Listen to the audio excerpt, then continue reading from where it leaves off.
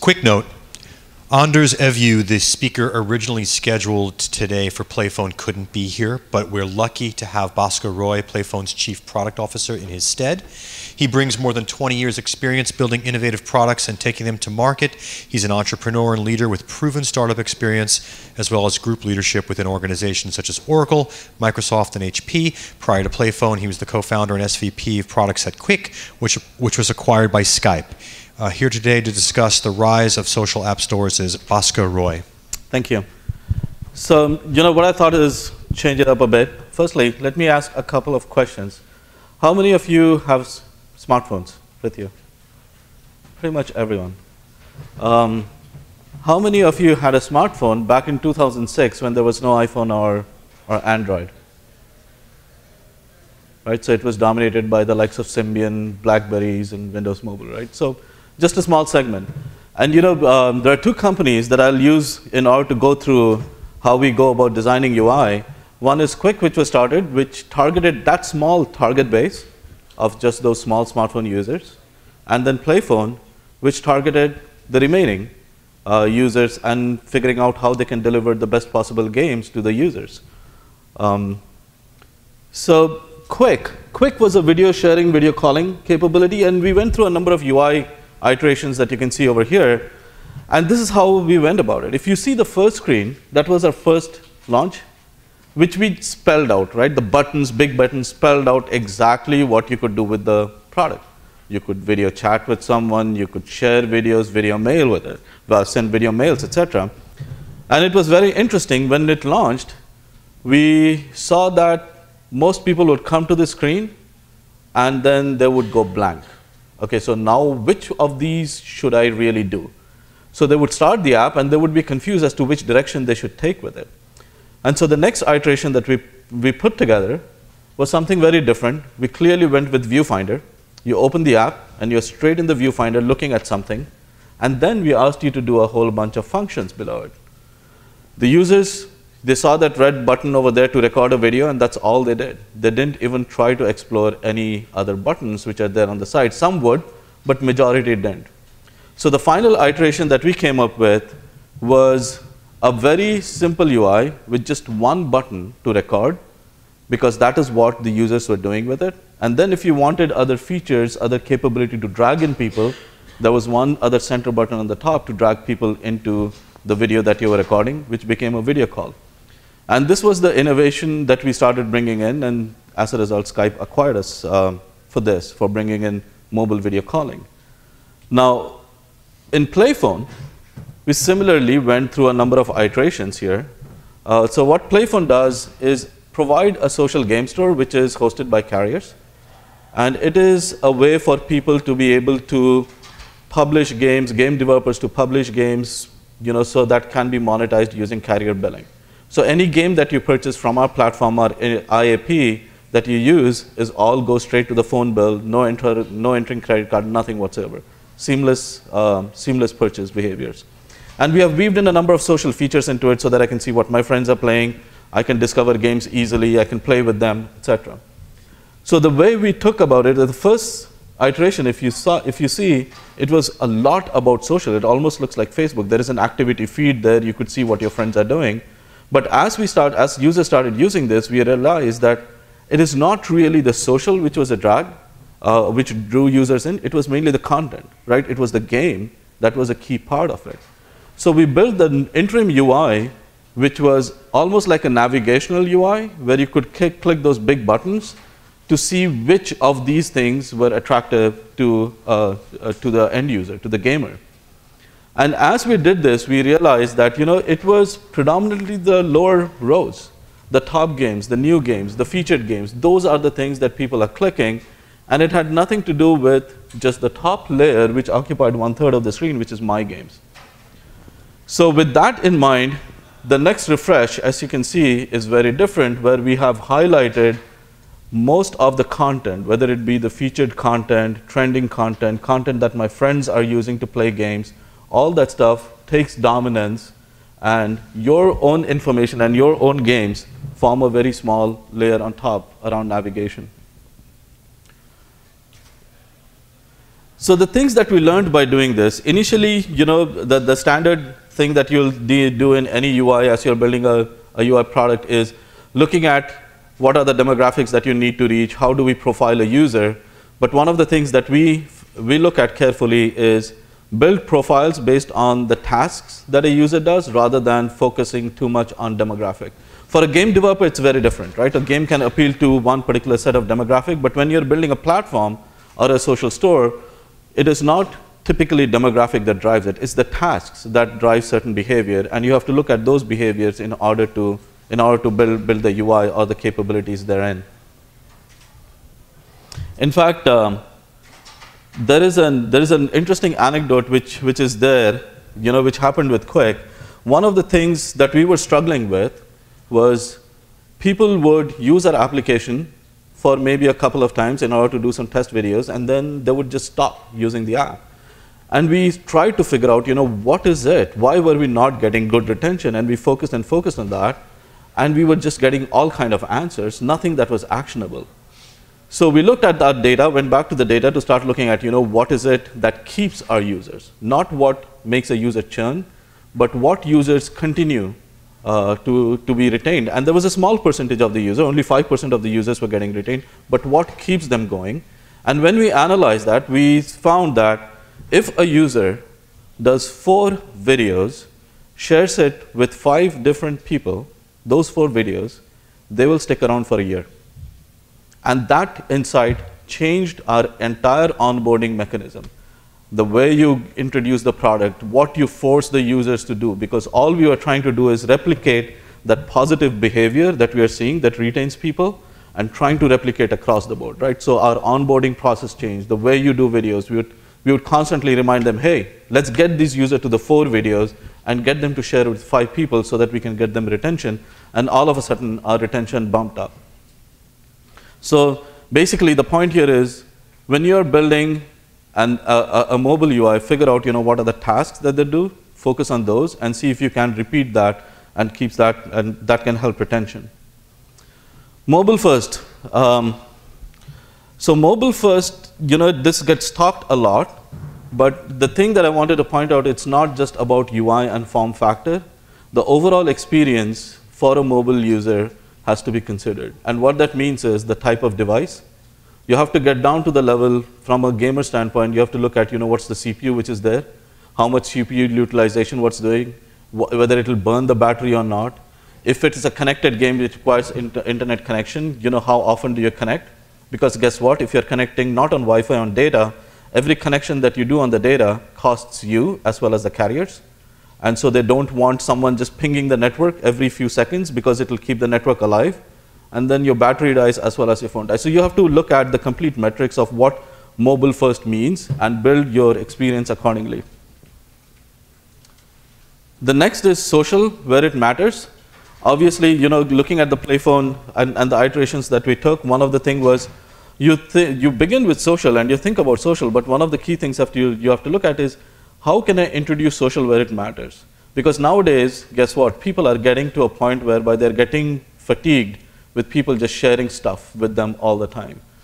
And it has come to a point, and I think there was a recent report that came out by AYTM Marketing that even close to 57 to 58% of Twitter users don't even tweet because they're just getting fatigued by just getting so much things getting shared to them. So you have to build it and weave it into the product. Where does it really matter, and weave it in? So for example, for us, it is the social features are there. You can see your friend games, but the place where we weave it in is if there is a game that you want to invite someone to play, that is where we start introducing social features rather than saying, okay, share this, share this, share this. So you have to start building it into the actual fabric of the app. Focusing on core and ready to pivot. So focus on core. This goes back to us thinking that, okay, if today in the overall App Store economy, you look at Apple and Google dominating, but in these cases, the games are what really matters to folks, and that's the place where people monetize the most. So we looked at it and said that, okay, if we have to build a game store, what does it mean? Do we have to build it with the same principles of an app store or not? And this is where we started differentiating. Because now, when we look at it saying that, gamers typically want a different gaming identity than the standard Facebook identity. So it's a gamer identity that we have built into the store. People do care about leaderboards, achievements, and these things. Can we actually bring them into the store itself? So there are certain features that we are looking at and going deep just by focusing our problem into looking at how can we build a very strong game store that can be used by essentially provide the best content. And be ready to pivot. The pivot comes in, if you see something that is not working, and you look at it, and it can be a number of things not working. Users not getting excited by it. You don't see a lot of traction which is coming in. Be ready to scratch that idea and restart, right? There is really no harm in doing that. So if something don't work, just move on. And we did that too. At Quick, where we started with desktop, then we started realizing that, okay, this is not really the place where people are spending most of the time, and we pivoted. We moved completely and started looking at mobile as our primary platform. This is often I hear, metrics, and it's often talked about, DAUs, MAUs, DAU over MAU, all these things get talked about. But I think at the end of the day, you have to start looking at it and saying that, are these the right metrics for you? These may be good to talk about from a vanity standpoint, but are these the right metrics for you and your product? Are these the things that are going to help you make decisions? For example, for a game store, DAU and MAU may matter, but it really does not matter as much to us because that is being driven by the content. Engagement, people think of maybe time spent in the app. For us, engagement is how less of a time a person spends in the app, how frequently they use. The reason being, a successful store is one where you quickly find the content and you're off to the content. That means how fast you get out of the store with the content and how frequently you come to look for the right content for you. So those are the key metrics that matter to us. Maybe very different for each and every game that you build. And so you have to look at those metrics, which is saying that, okay, how can it help me make the right decisions rather than go with what industry metrics are around DAUs, MAUs, registered users, all that stuff. Those are good to talk about, but they may not drive the overall needle for you and your product. And finally, carriers. This is the white elephant in the room all the time, right? We talk about app stores which are out there. You get tremendous distribution, which is great through App Store as well as Google Play.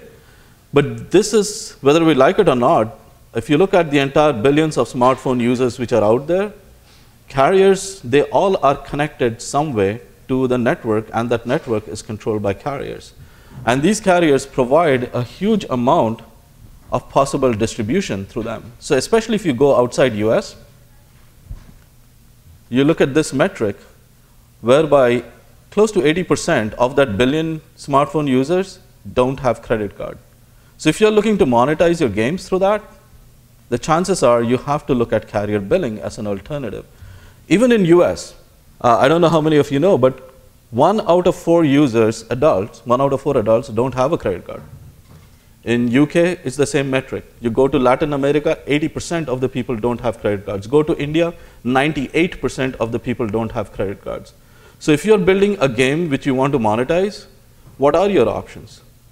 Carrier billing becomes one of the key things. And this is what we focused on and looked at how we can build out a game store, abstract everything into one single billing API so that when you publish to a store, you have access to all the carriers that we work with, right? So we are preloaded with Verizon, work with AT&T, we just announced Sprint, etc. But the key thing here is we have abstracted out the billing part of it so that as you're building games, you just one click, it goes straight to your phone bill.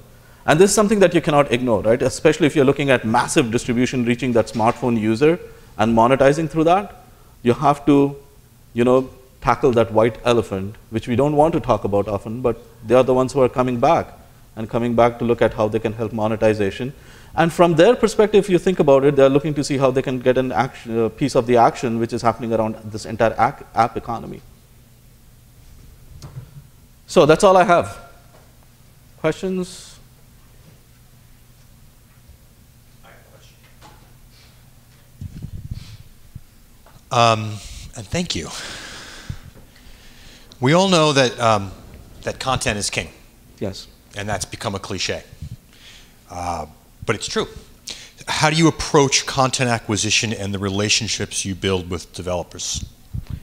Oh, that's actually a great question. One of the key things that we do is we do have a business development team that's constantly looking at the best possible content, and they're working with the developers. But the key thing that we have done with carriers is these carriers do have their own developer relations. They work with developers a lot. And for example, in Verizon, if you need to publish a game that uses carrier billing, we are the only choice. So we are becoming that platform or that choice for all these carriers, and that is driving demand to us for developers to come in and integrate with our SDK. So you have your own team, but you also rely on the carriers to do the as well. Push for us. Yeah. Thank you. Question for you. Pre-iPhone, there were a lot of complaints about the carriers and the walled gardens, and they were their customers, not your customers. People hated dealing with the carriers. What have you seen in the changes in their attitudes since the App Store and the Google Play Store have come out? Oh, they have just completely gone 180 degrees from there. They have started realizing that for them, the value is not creating that walled garden, but to actually open it up so that people can actually transact with each other across various networks. So it is, they are looking at it and saying that, you know, this entire open economy is going to happen. And if they keep their walled garden approach, they'll just lose out in it. So they are very open nowadays to looking at developers and doing interesting things, which gets them to just open their own systems. Are there any that are lagging behind in that view? So far, I think I'll ask Scott Prather, who is here, who is our BizDev guy, to see if he has run into those kind of issues. So far, I have not, but have you, Scott? I would say we have a deal in place with AT&T, Sprint, and Verizon. I don't want to say one company is worse than the other, but there's one that's missing that a little bit of dragging their feet a little bit.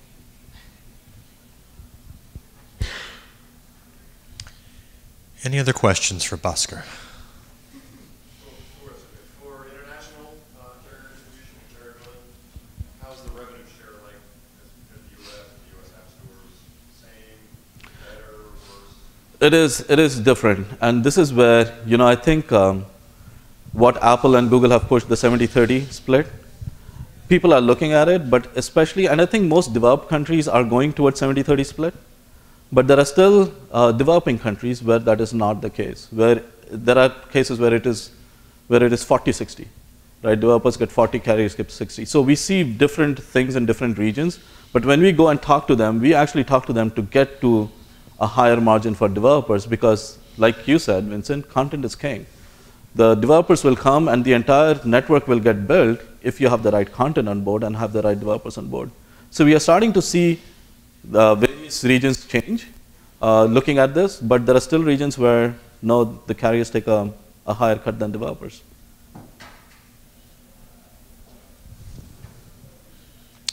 If there's nothing else, let's please give a big round of applause for Bhaskar Roy. Thank you. Thanks.